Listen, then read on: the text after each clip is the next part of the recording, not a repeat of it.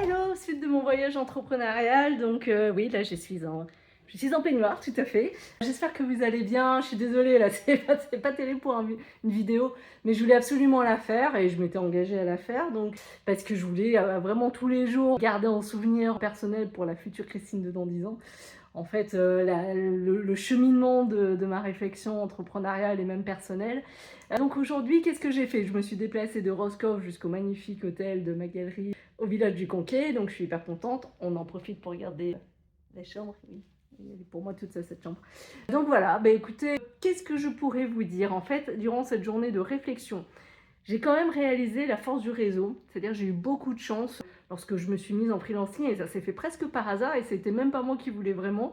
En fait, je vous donne l'exemple, c'est le mari d'une ancienne collègue chez Publicis qui avait besoin d'une aide un peu ponctuelle, mais qui n'avait pas besoin en fait de quelqu'un à temps plein et encore moins de le salarié. Il me disait bah écoute, et moi j'étais sur la fin de, ça faisait 1 an et demi, je pense que du coup que j'avais quitté GF. Je bossais pas, j'avais pas trop envie de retourner bosser, mais je pense qu'à un moment, mes amis se sont dit faut l'occuper là, ça va être horrible.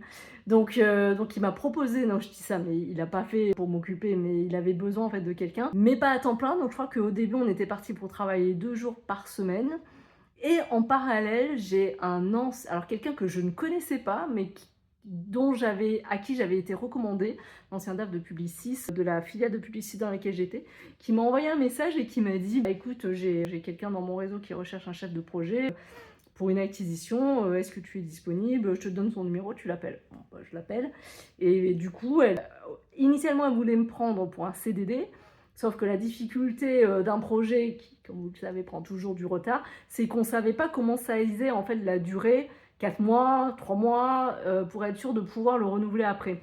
Donc je lui ai dit en solution, bah, écoutez, on peut partir en honoraire, et après on verra. Du coup, on ne sera pas déjà bloqué par l'entité, par la durée légale du CDI, le contrat légal. Et c'est comme ça que j'ai commencé avec mes 2 premiers clients, dont le Figaro. Avec le recul, je suis plutôt fière que ça ait été mon premier client direct, et en plus sans intermédiaire. Hein. Donc voilà, c'est comme ça que les missions m'ont trouvé. Je peux même pas dire qu'elles m'ont trouvé, enfin que je les ai trouvées, c'est elles qui m'ont vraiment trouvé. Donc voilà, premier renseignement vraiment, c'est que là j'avais été recommandée. Chaque fois, j'ai été recommandée pour ces 2 missions, mais même pas en disant je cherche un travail. Donc c'est vraiment l'idéal du réseau. Et c'est vrai que sur le freelancing, ça a toujours marché comme ça.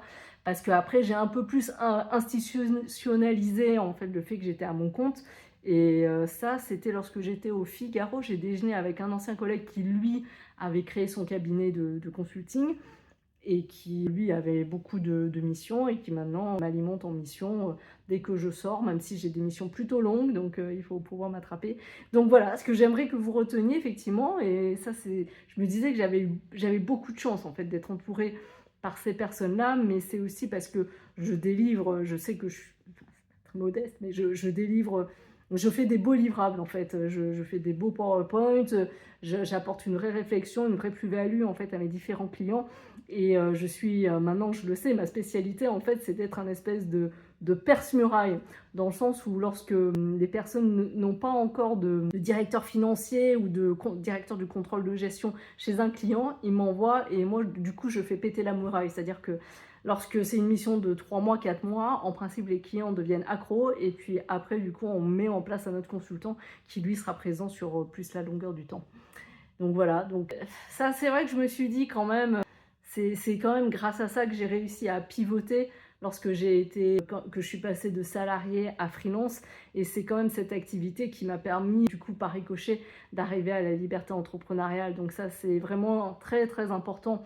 Et même maintenant je me vois pas par exemple si j'étais en intercontrat, mais même si je le suis en fait c'est vraiment parce que je le souhaite. Là par exemple je ne travaille pas, je lance mon business en ligne, j'ai pas trop envie de revenir sur le consulting tout de suite, mais même si je devais le faire, en fait, je ne me vois pas aller sur LinkedIn et dire je suis disponible, qui veut de moi, en fait. C'est pas du tout ma manière de faire, parce que je sais que mon réseau, à un moment, il suffit juste de le dire un peu en anticipation, en disant bah, dans 4 mois, j'aimerais bien reprendre le business, et c'est sûr, il y a plusieurs missions qui tombent.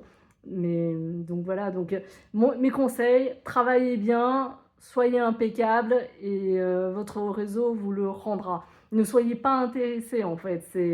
Et d'ailleurs, la force de mon réseau, c'est qu'il a grandi avec moi. C'est que les personnes ont grandi et ont aimé travailler avec moi. Donc voilà. Et puis du point de vue personnel, bah, écoutez, ça va vraiment très bien. C'est-à-dire que là, bah, évidemment, enfin, il fait beau, je fais que des choses que j'aime, je vais dans un spa, je mange des choses que j'aime. Le fait d'être seule, en fait, j'avais un peu peur de m'ennuyer, mais en fait, je m'ennuie pas du tout. Faire les vidéos, regarder comment faire des vidéos, ça me prend beaucoup de temps. D'ailleurs, ça me prend tellement de temps que j'ai pas le temps de les faire correctement. Mais bon, c'est pas grave. Écoutez, je pense que le plus important, c'est quand même de les faire. Et puis après, ça permet de s'améliorer. Donc ça, je suis vraiment contente. La chaîne YouTube, d'ailleurs, a de très très bons retours. Enfin, je vois les vues qui grimpent alors que ça fait à peine, même pas moins d'une semaine que vraiment je me suis repenchée sérieusement dessus. Donc ça, c'est vraiment chouette. Donc voilà, et puis je sens que je trouve un équilibre en fait en termes de cible. C'est que je sens que les grands comptes me manquent.